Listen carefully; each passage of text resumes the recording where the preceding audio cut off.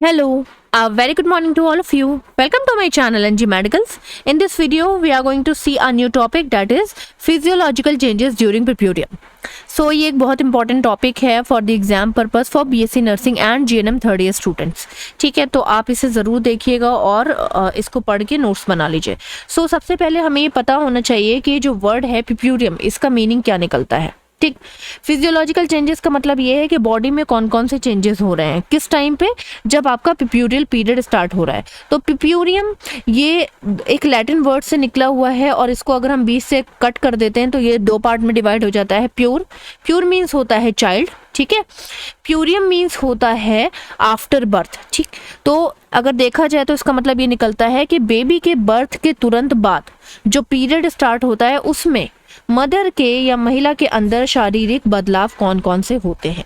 तो इस वीडियो में हम लोग यही देखने वाले हैं कि मदर के अंदर बेबी की बर्थ के बाद कौन कौन से चेंजेस आ रहे हैं. सबसे पहले डेफिनेशन देख लेते हैं.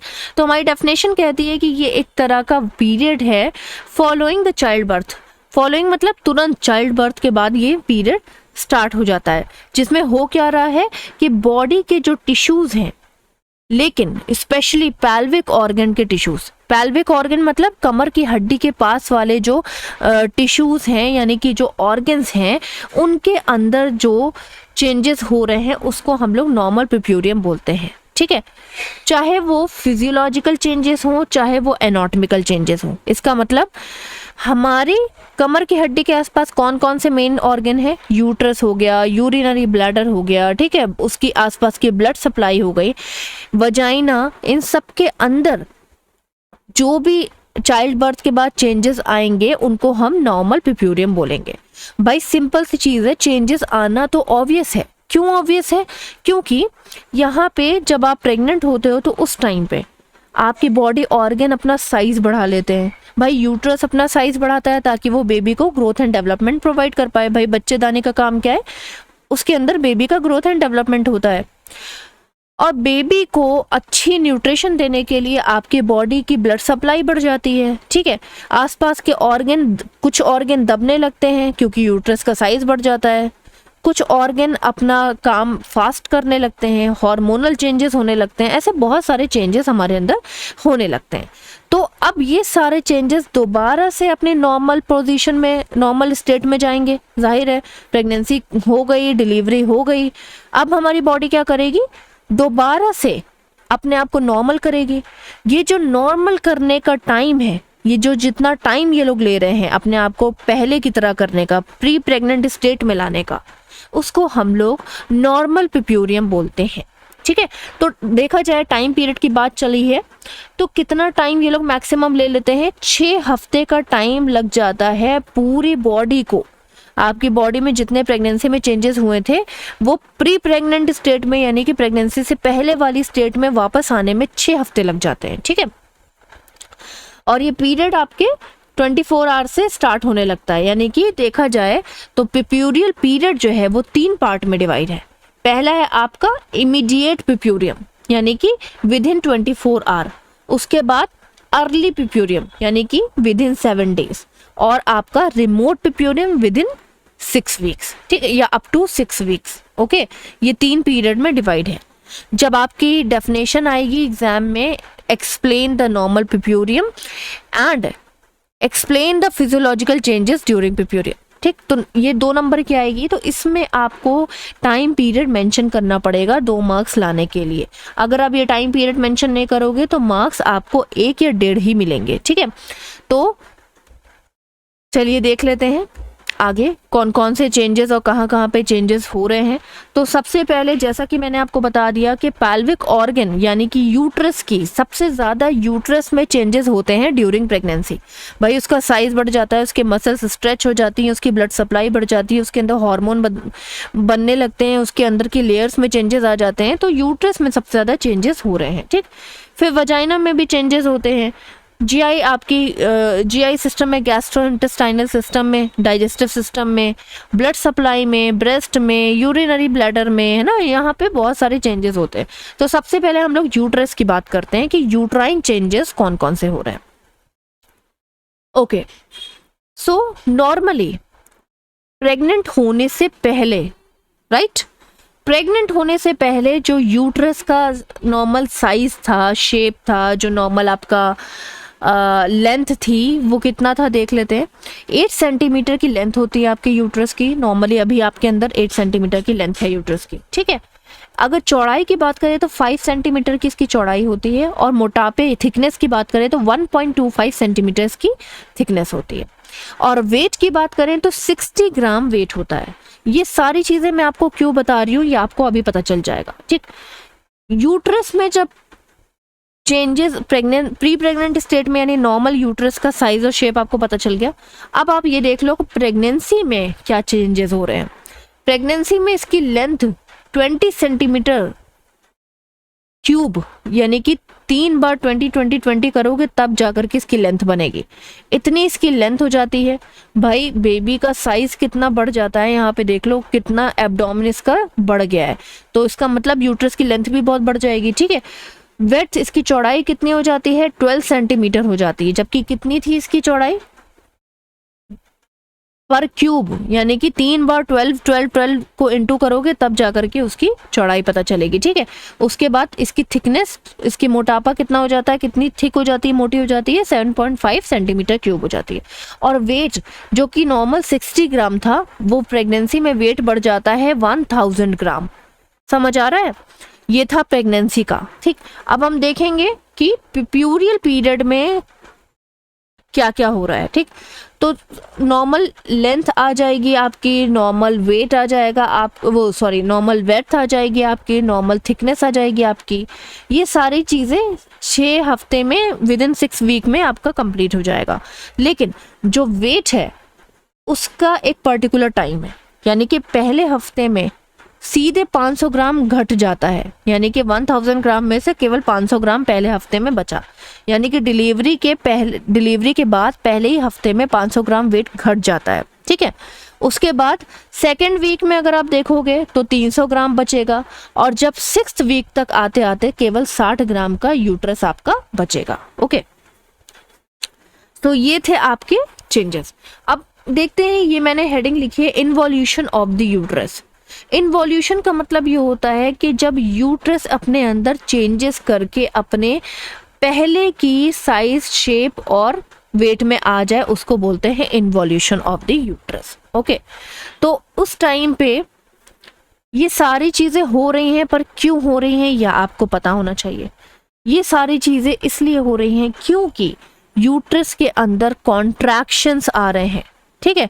यूट्रस के अंदर इस तरह से, यहाँ पे देख लो, ये यूट्रस है, प्रेग्नेंट यूट्रस है, लेकिन यहाँ अब आप समझ लो कि बेबी बाहर आ चुका है, ठीक है। फिर भी यूट्रस अपने आप को सिकोड़ता है, फिर खोलता है, फिर सिकोड़ता है, खोलता है, ठीक है। कॉन्ट्रैक्शन और रिट्रैक्शन आपके यूट्रस के अंदर रहता है, ठीक है। ऐसा क्यों हो रहा है? क्योंकि हमारे अंदर एक हार्मोन इंक्रीज हो रहा है जिसको हम ऑक्सीटोसिन बोलते हैं। समझ में आ रहा है? तो जब यूट्रस अपने आप को इस तरह से हिलाएगा, वाइब्रेट करेगा, उस टाइम पे यूट्रस के अंदर जितनी भी बेकार की चीजें होंगी वो सारी टूट टूट के बाहर आ जाएंगे, और जब वो बाहर आ जाएंगे तो यूट्रस सिकुड़ने लगेगा, अपना साइज कम करने लगेगा, और एक्स्ट्रा चीजें जब बाहर आ जाएंगी तो यूट्रस का वेट भी कम हो जाएगा। इसीलिए इसमें कहा गया है कि यूट्रस कभी फिर्म हो जाता है, कभी रिट्रैक्टेड हो जाता है, कभी हार्डनिंग हो जाती है उसके अंदर, कभी सॉफ्टनिंग हो जाती है। ये सारी चीज़ें यूट्रस में होता है, ठीक है। फिल्म का मतलब भी हार्ड ही होता है, उसका कोई और मतलब नहीं है, तो कंफ्यूज मत होइएगा। तो यूट्रस में सबसे ज़्यादा क्या चेंजेस आ रहे हैं? यूट्रस के अंदर सबसे पहले कॉन्ट्रैक्शंस आ रहे हैं, उसके अंदर हार्डनिंग हो रही है, सॉफ्टनिंग हो रही है, कभी यूट्रस रिट्रैक्ट रह रहा है, थोड़ा सा टाइट रह रहा है, थोड़ा सा सॉफ्ट हो रहा है, कभी काफ़ी ज़्यादा टाइट रह रहा है, फिर्म रह रहा है, ठीक है। ये क्यों हो रहा है? क्योंकि हमारे अंदर ऑक्सीटोसिन निकल रहा है। ऑक्सीटोसिन का काम ही यही है कि यूट्रस को वो कॉन्ट्रैक्ट और रिलैक्स करे, ठीक है। अब ये जब यूट्रस इतना सिकुड़ रहा है, खुल रहा है, तो इसकी वजह से यूट्रस के अंदर जितनी भी एक्स्ट्रा लेयर थी, जो भी एक्स्ट्रा चीज़ें थी, जो टिश्यूज थे, वो क्या हो रहे हैं? वो डैमेज हो रहे हैं, वो हट रहे हैं यूट्रस के अंदर से, और यूट्रस का साइज भी कम हो रहा है और वेट भी कम हो रहा है। इस तरह से यूट्रस अपने आप को चेंज कर रहा है। नेक्स्ट देख लेते हैं अब यूट्रस के ऊपरी भाग की अगर तुम बात करो, यानी कि फंडस की बात करो, तो ड्यूरिंग प्रेगनेंसी तुम्हारा फंडस भी बहुत ज्यादा साइज इंक्रीज कर लेता है भाई, है ना। देखो ये हो गई तुम्हारी प्रेग्नेंट लेडी। अब इसका पेट इतना ज्यादा बड़ा है, एब्डोमेन इतना ज्यादा बड़ा है, क्यों? क्योंकि यूट्रस का कंप्लीट यूट्रस अपना साइज बढ़ा चुका था, ठीक है। तो जो ये ऊपर वाला एरिया है इसको हम लोग फंडस बोलते हैं, यही एरिया यहाँ पे दिखाया गया है, ठीक है। ये फंडस देख रहे हो, तो ये फंडस भी तो अपना साइज बढ़ाता है ना। तो अब जब डिलीवरी हो गई है तो फंडस अपना साइज कम करेगा। देख लेते हैं कितना कम करता है साइज। तो फंडस का जो साइज है वो 1 सेंटीमीटर पर डे डिक्रीज हो रहा है, ओके, ठीक। और यूट्रस पैल्विक ऑर्गन बन रहा है आफ्टर 2 वीक्स, यानी कि फंडस अपने आप को 1 सेंटीमीटर पर डे डिक्रीज करता है। ये फंडस जो इंक्रीज हो गया है ये 1 सेंटीमीटर अपने आप को डिक्रीज कर रहा है, ठीक। क्यों हो रहा है? क्योंकि हमारे अंदर ऑक्सीटोसिन हार्मोन बन रहा है, और ऑक्सीटोसिन हार्मोन क्या कर रहा है? यूट्रस में कॉन्ट्रैक्शन और रिट्रैक्शन कर रहा है, ठीक। ये कब हो रहा है? 20 आवर्स आफ्टर डिलीवरी। डिलीवरी के 20 घंटे बाद ये तुरंत होना स्टार्ट हो जाता है। इसका मतलब मैंने आपको बताया था ना कि 3 पीरियड हैं आपके, इमीडिएट, अर्ली और रिमोट, ठीक। ये 3 पीरियड हैं आपके, है ना। तो 24 आवर में आपका पिप्यूरियम स्टार्ट होता है, विद इन 24 आवर में, ठीक। तो 20 घंटे बाद ही आपका फंडस जो है 1 सेंटीमीटर पर डे के हिसाब से डिक्रीज होने लगता है, ओके। अब आ जाते हैं यूट्रस के नीचे वाले हिस्से की तरफ, यानी कि लोअर यूट्राइन सेगमेंट की तरफ। लोअर यूट्राइन सेगमेंट में आपका आ जाता है इस्थेमस। इस्थेमस एक ऐसा पार्ट है जो कि यूट्रस के जो कैविटी है, यानी कि जो बीच की खाली जगह है, इसके जस्ट नीचे पतला वाला जो हिस्सा है उसको हम लोग इस्थेमस बोलते हैं। अब सोचो प्रेगनेंसी में ये पतला हिस्सा मोट चौड़ा हो जाता है, ठीक है, क्योंकि यूट्रस अपना साइज बढ़ा रहा है। अगर मैं इसका साइज इस तरह से बड़ा कर दूं, इस तरह से बड़ा कर दूं, ठीक है, तो ये इस्थेमस का भी तो साइज बढ़ जाएगा ना, है ना। तो अब इस्थेमस जो है वो रिवर्ट बैक, यानी कि फिर से प्रेग्नेंट स्टेज से पहले वाले पीरियड में आ रहा है, यानी कि पहले वाली स्टेज में आ रहा है। कुछ ही हफ्तों में ये भी अपना साइज कम कर लेता है, ओके। कैसे कम कर लेता है? कभी ये हार्ड हो जाता है, कभी ये सॉफ्ट हो जाता है ना। फिर्म हो जाता है, फिर्म मतलब सॉफ्ट, और फ्लैबी मतलब हार्ड, ठीक। तो हार्डनिंग सॉफ्टनिंग क्यों हो रही है? हार्ड का मतलब क्या हुआ? यूट्रस कॉन्ट्रैक्ट हो गया। सॉफ्ट का मतलब क्या हुआ? यूट्रस रिलैक्स हो गया, है ना। तो ये सारी चीजें इसमें हो रही हैं। ये इस्थेमस का पार्ट है। प्रेगनेंसी में इस्थेमस का पार्ट देखो कैसा हो जाता है। यहाँ पे ये जो लाइट कलर आपको दिख रहा है ना, ये लाइट कलर देख लो कैसा चौड़ा हो गया है। यहाँ पे ये इस्थेमस ऐसा हो जाता है, और बाद में कुछ ही हफ्तों में इस्थेमस फिर से अपना साइज कम कर लेता है। इसके बाद आ जाते हैं सर्विक्स की बात करेंगे। तो सर्विक्स कौन सा पार्ट है? सर्विक्स एक बहुत ही इंपॉर्टेंट पार्ट है। इस्थेमस के जस्ट आपको नीचे जो हिस्सा मिलेगा उसको हम सर्विक्स बोलेंगे, जो कि डायरेक्ट नीचे वजाइना से अटैच होता है, ठीक है। तो अगर देखा जाए तो सर्विक्स के पास 2 ओपनिंग है। एक ये वजाइना के पास वाली ओपनिंग, इसको हम लोग एक्सटर्नल ऑस बोलते हैं। ओपनिंग को हम लोग ऑस भी बोलते हैं, ठीक है। ये देखो लिखा हुआ है ऑस। और ये अंदर वाली ओपनिंग जो कि इस्थेमस के पास है उसको हम लोग बोलते हैं इंटरनल ऑस, राइट। तो सर्विक्स की जो ऑस है, पहले तो अगर हम प्रेग्नेंट नहीं हैं उस टाइम पे ये ऑस एकदम क्लोज रहती है, ठीक है, एकदम क्लोज रहती है। ड्यूरिंग प्रेगनेंसी भी ये क्लोज रहती हैं। ड्यूरिंग डिलीवरी ये ऑस अपने आप को ओपन कर लेती हैं, और तब जाकर के एक बेबी की डिलीवरी होती है। भाई नीचे का रास्ता खुलेगा तभी तो एक बेबी बाहर आ पाएगा ना। सेम चीज है यहाँ पे। ऑस तब तक बंद रहती हैं जब तक बेबी को डिलीवर ना किया जाए। जैसे ही बेबी के डिलीवरी का टाइम आता है ये ऑस अपने आप को 10 सेंटीमीटर ओपन कर लेती हैं, ठीक है। 10 सेंटीमीटर इसका फाइनल ओपनिंग है। 10 सेंटीमीटर हाईएस्ट ओपनिंग है इसकी, ओके।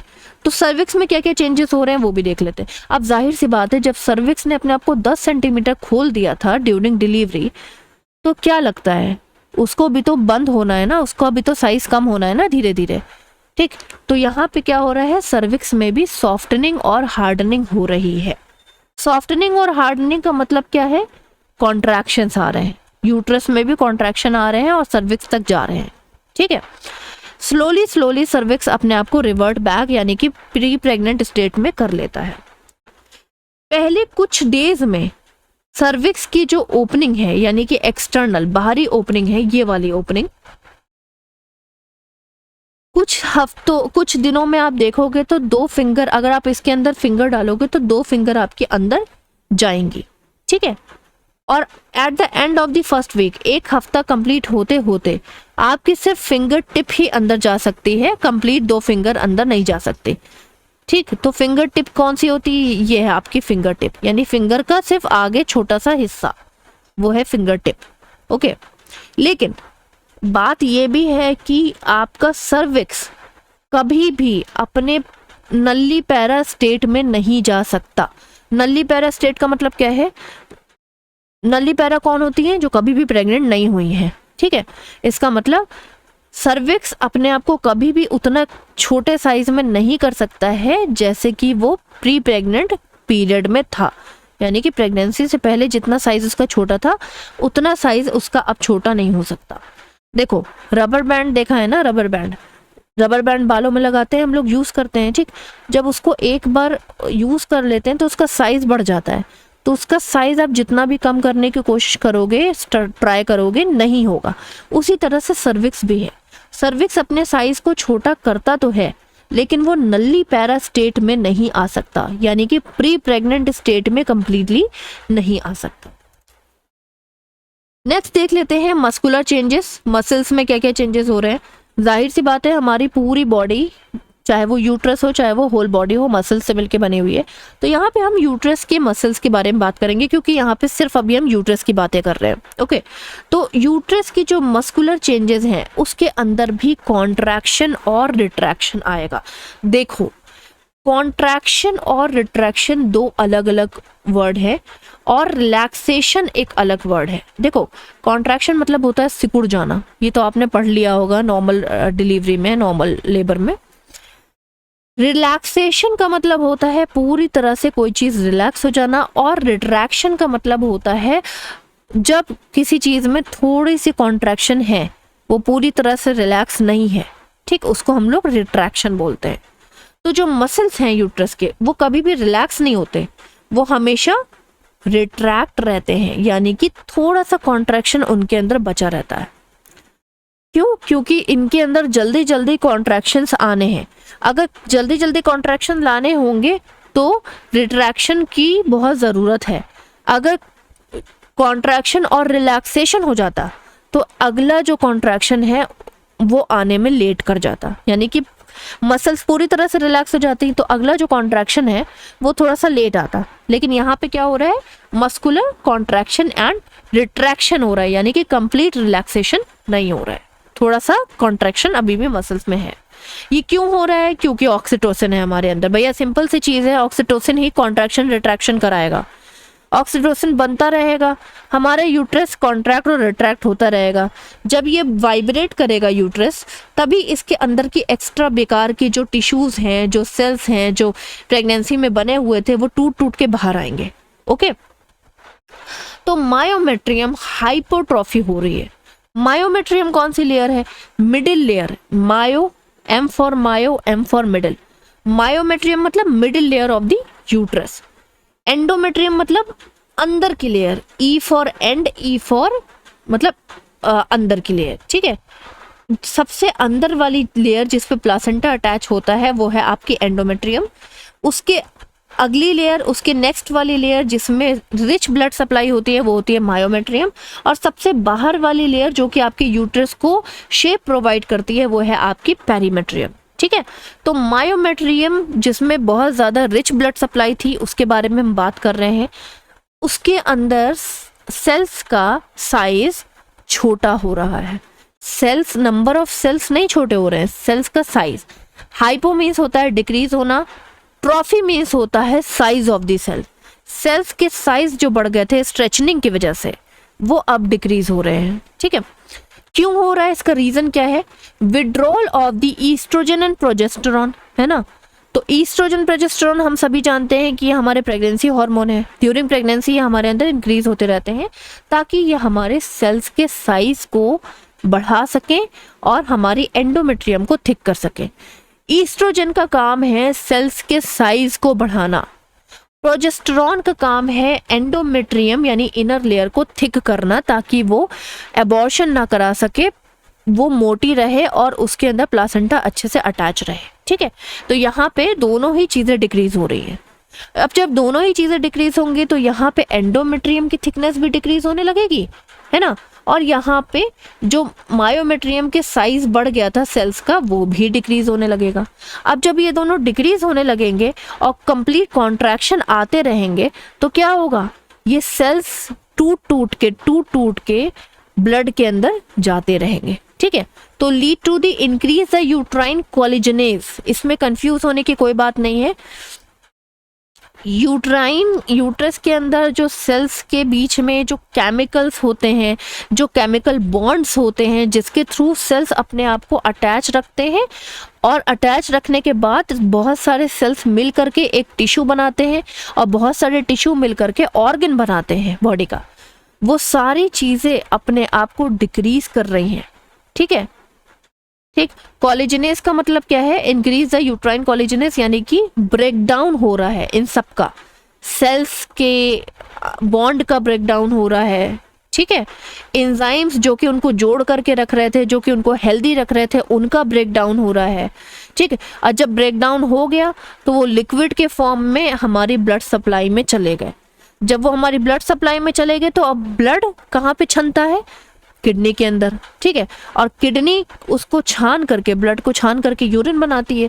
तो यहाँ पे होगा क्या, जब अननेसेसरी चीज़ें आपके ब्लड में चली जाएंगी तो वो ब्लड किडनी में जाकर के फिल्टर हो जाएगा और यूरिन एक्स्ट्रा बनने लगेगा, क्योंकि अननेसेसरी चीज़ें यूरिन में जा रही हैं, यूरिन का कंटेंट बढ़ रहा है और उसको हम लोग बोलेंगे पिप्यूरियल यूरिन, जो कि इंक्रीज हो गया। किडनी बेकार की चीजें छान करके यूरिन बना रही है और यूरिन हो रहा है इंक्रीज और यूरिन बाहर आ रहा है। इस यूरिन को हम लोग पिप्यूरियल यूरिन बोलते हैं। तो ये सारी चीजें आपकी मायोमेट्रियम में हो रही हैं। ओके, नेक्स्ट अगर बात करें तो ब्लड सप्लाई की बात करेंगे। जैसा कि मैंने आपको पहले बताया कि जैसे मसल्स बढ़ गए थे वैसे ब्लड सप्लाई भी इंक्रीज हो गई थी, क्योंकि बेबी को भी एक्स्ट्रा ब्लड सप्लाई की ज़रूरत थी। अब वो ब्लड सप्लाई की ज़रूरत नहीं है क्योंकि बेबी बाहर आ चुका है। अब यहाँ पे क्या होगा कि placental site contracts. Placental site का मतलब क्या है कि जिस भी एरिया में प्लासेंटा अटैच था, ठीक है, मान लो प्रेगनेंसी के टाइम पे इस एरिया में प्लासेंटा अटैच था, मैं एग्जांपल दे रही हूँ, वैसे इस एरिया में अटैच था। ठीक है, अब इस एरिया में जब प्लासेंटा अटैच था तो यहाँ की ब्लड सप्लाई इंक्रीज हो गई थी। ठीक है, तो प्लासेंटल साइट कॉन्ट्रैक्शन हो रहा है, यानी कि अब ये प्लासेंटा क्या हो गया, ये प्लासेंटा अब यहाँ से निकल गया, लेकिन ये जो ब्लड सप्लाई है ये तो इसके अंदर अटैच रह गई है ना। तो इस साइड में बहुत तेजी से कॉन्ट्रैक्शंस होते हैं। क्यों होते हैं, क्योंकि ये जो एक्स्ट्रा ब्लड सप्लाई इसमें चिपकी हुई है इसको हमें बाहर निकाल के फेंकना है, इसकी अब ज़रूरत नहीं है, क्योंकि ये जब प्लासेंटा यहाँ से बाहर निकल गया तो ये ब्लड सप्लाई टूट गई। अब टूट गई है तो ये किसी काम की नहीं रह गई है, तो इसको फेंक देना है हमें निकाल करके, वरना ये आगे चल के इन्फेक्शन कर देगी। ओके, तो blood restrict in the arteries and veins at the placental site. जो भी आर्टरीज और वेन्स यहाँ पे फ्री हो गई थी, जो कि प्लासेंटा से अटैच थी, उसके अंदर ब्लड सप्लाई रिस्ट्रिक्ट हो गई है, यानी कि डिक्रीज हो गई। क्यों, क्योंकि इस साइड में कॉन्ट्रैक्शन बहुत तेजी से हो रहे हैं, है ना। यहाँ पे इस एरिया में कॉन्ट्रैक्शन यानी सिकुड़ रहा है, एरिया सिकुड़ रहा है। ठीक है, जब ये एरिया कॉन्ट्रैक्ट स्पाज्म हो रहा है, जब यहाँ पे स्पाज्म होगा तो ब्लड सप्लाई भी सिकुड़ जाएगी, स्पाज्म हो जाएगी और यहाँ की ब्लड सप्लाई अपने आप ही रिस्ट्रिक्ट हो जाएगी। जब रिस्ट्रिक्ट रुक गई ब्लड सप्लाई यहाँ की, तो यहाँ पे क्या हो जाएगा, थ्रोम्बस बन जाएगा। जब हमारी बॉडी में कोई कट लग जाता है, ठीक है, वहाँ की ब्लड सप्लाई डैमेज हो जाती है, फिर थोड़ी देर में क्या होता है कि वो ब्लड जम जाता है, यहाँ पर भी ब्लड जम जाएगा। जब जम जाएगा ब्लड, ये कब हो रहा है, पहले हफ्ते में हो रहा है। ठीक है, जब वहाँ का ब्लड जम जाएगा तो यहाँ पे जब ब्लड सप्लाई नहीं होगी तो ऑक्सीजन सप्लाई नहीं होगी, ऑक्सीजन सप्लाई नहीं होगी तो यहाँ जो आर्टरीज और वेन्स थी वो डीजनरेट होने लगेंगी। बेकार होने लगेंगी, सड़ने लगेंगी, ठीक है। इनकी इनर लेयर, आर्टरीज की इनर लेयर जो थी और वेन्स की जो इनर लेयर थी वो क्या होने लगेगी, डीजनरेट होने लगेगी। और डीजनरेट होते होते इनके अंदर टिश्यूज नेक्रोसिस होने लगेंगे, यानी कि ब्लड सप्लाई डैमेज होने लगेगी, डेड होने लगेगी, और ओल्ड ब्लड सप्लाई क्या हो जाएगी, उसकी डेथ हो जाएगी, और ओल्ड ब्लड सप्लाई वहां से रिमूव हो जाएगी, ठीक है। तो ये देखो प्लासेंटल साइड की ब्लड सप्लाई कितनी चौड़ी हो गई थी, ठीक। अब अगर इसके अंदर कॉन्ट्रैक्शन आते हैं, वो आपका यूट्रस इस तरह से सिकुड़ता है तो ब्लड सप्लाई भी सिकुड़ जाएगी। ब्लड सप्लाई सिकुड़ जाएगी तो इसके अंदर क्या हो जाएगा, वैसोस्पाज्म हो जाएगा, छोटी हो जाएगी ब्लड सप्लाई, पतली हो जाएगी। पतली होने की वजह से इसके अंदर थ्रोम्बस बन जाएगा। थ्रोम्बस बनने की वजह से क्या होगा, अब इसके अंदर ब्लड सप्लाई नहीं मिल रही है, न्यूट्रिशन नहीं मिल रहा है, तो ये सड़ जाएगी। सड़ने के बाद जो पुरानी ये जो ब्लड सप्लाई थी ये झड़ जाएगी। झड़ के आपके ब्लड से, यानी कि आपके ब्लड के फॉर्म में ये बाहर आ जाएगी, ठीक। अब क्या होगा, यहाँ पे न्यू ब्लड सप्लाई बनेंगी, ठीक। न्यू ब्लड सप्लाई जो बनेंगी वो सिर्फ आपके यूट्रस से अटैच होंगी, क्योंकि ये जो ब्लड सप्लाई झड़ के बाहर निकल गई थी ये प्लासेंटा से अटैच थी, और ये प्लासेंटा निकलने के बाद फ्री हो गई थी, इनका कोई काम नहीं बचा था। तो ये पुरानी ब्लड सप्लाई थी, तो ओल्ड ब्लड सप्लाई रिमूव हो गई और new blood supply blood vessels बन करके आपके यूट्रस की लेयर में अटैच हो गई। ये था आपका ब्लड वेसल चेंजेस। अब ये सारे आपके यूट्रस के अंदर सारे चेंजेस हो चुके हैं, तो ये जो चेंजेस हैं ये हमें पता भी करने हैं, ठीक है, कि चेंजेस किसी औरत में हो रहे हैं कि नहीं हो रहे हैं। अगर उस वुमेन में ये चेंजेस नहीं हो रहे हैं तो इसका मतलब इन्वॉल्यूशन ऑफ द यूट्रस नहीं हो रहा है, अंदर यूट्रस अपना ठीक से काम नहीं कर रहा है, और आगे चल के उस औरत को, उस लेडी को इन्फेक्शन होने के चांसेस हाई हो जाएंगे, ठीक है। तो कैसे पता करोगे आप, तो हम देखेंगे नेक्स्ट में clinical assessment of the involution. कैसे कोई नर्स या कोई डॉक्टर पता करेगा कि इन्वॉल्यूशन हो रहा है या नहीं। तो सबसे पहले इसके कुछ रूल्स हैं। तो जो ये relationship between the fundal height और सिम्फाइसिस प्यूबिस आपको देखना है, इसके बारे में मैं आपको इमेज के थ्रू बताऊंगी। देखो फंडल हाइट क्या है, फंडस क्या है, यूट्रस का सबसे अबव पोर्शन, ठीक है, सबसे ऊंचा वाला ये जो पार्ट है इसको हम लोग फंडस बोलते हैं। प्रेगनेंसी के दौरान फंडस अपने आप का साइज बढ़ाता रहता है, पूरा यूट्रस ही बढ़ाता है, लेकिन फंडस टॉप पे होता है तो फंडस से ही मेजरमेंट किया जाता है। तो प्रेगनेंसी के दौरान फंडस आपके चेस्ट के मसल के पास, यानी डायफ्राम के पास आ जाता है, ठीक है, इतना आकर के टच हो जाता है, ठीक है। 1 सेंटीमीटर पर डे फंडस आपका डिक्रीज होता है, ठीक। तो आपको ये चेक करना है कि क्या 1 centimetre per day funds decrease हो रहा है कि नहीं हो रहा है। तो आपको क्या करना है। और सिम्फाइसिस प्यूबिस क्या है, सिम्फाइसिस प्यूबिस आपकी जो पैल्विक है, यानी कि कमर की हड्डी का आगे वाला हिस्सा है, इसको हम लोग सिम्फाइसिस प्यूबिस बोलते हैं, ठीक है। यहाँ पे होता है आपका सिम्फाइसिस प्यूबिस, ठीक। तो इसका यानी फंडल के साइज का और आपके सबसे नीचे वाला जो एरिया है उसका रिलेशनशिप देखना है, यानी कि पर डे 1 सेंटीमीटर आपका फंडस का साइज डिक्रीज होना चाहिए। कैसे पता करोगे, पहले दिन पे आपने यहाँ से मेजरमेंट किया, यानी सिम्फाइसिस प्यूबिस से इंची टेप से मेजरमेंट किया, ठीक, और आपको मान लो ये 38 सेंटीमीटर देखने को मिला, 38 सेंटीमीटर आपको देखने को मिला। अब अगले दिन आपने फिर से मेजरमेंट किया तो कितना मिलेगा, 37 सेंटीमीटर। फिर अगले दिन मेजर करोगे 36 सेंटीमीटर, फिर अगले दिन मेजर करोगे 35 सेंटीमीटर, लेकिन मेजरमेंट आपको सिम्फाइसिस प्यूबिस से ही करना है, ठीक। और फंडस को पता करते रहना है कि 1 सेंटीमीटर पर डे डिक्रीज हो रहा है या नहीं हो रहा है। यही चीज है relationship between the fundus and the symphysis pubis, ठीक है। अब दूसरा रूल क्या है, मेजरमेंट जो आप करोगे वो सेम टाइम में होना चाहिए, सेम पर्सन करेगा और सेम डे पे करेगा। इसका लॉजिक क्या है, सेम टाइम में करना है, क्यों, क्योंकि मैंने आपको क्या बोला, 24 घंटे का गैप होना चाहिए। हर 24 घंटे में फंडस अपने आप को 1 सेंटीमीटर डिक्रीज करता है। अब अगर मैं आज 11 बजे ले रही हूँ, 11 मॉर्निंग 11 o'clock में मैंने उसका मेजरमेंट लिया, अब मुझे 38 सेंटीमीटर मिला, तो कल मैं ही सेम पर्सन, मैं ही जा करके कल 11 बजे ठीक 11 बजे फिर से मेजरमेंट करूंगी, तभी मुझे 1 सेंटीमीटर डिक्रीज मिलेगा, वरना मुझे रीडिंग कम मिलेगी। ठीक है। और दूसरी चीज़ ये भी है कि अगर सेम पर्सन नहीं होगा, दूसरा कोई पर्सन होगा, मैं कैसे मेज़र कर रही हूँ, वो कैसे मेज़र कर रहा है, अपनी अपनी टेक्निक होती है मेज़र करने की, इसलिए सेम पर्सन होना चाहिए, सेम टाइम पे आपको मेज़र करना है। यानी कि आज 11 बजे मेज़र किया सुबह में, तो कल 11 बजे ही मेज़र करना है सुबह में, और पर डे मेज़रमेंट करना है आपको। ठीक है।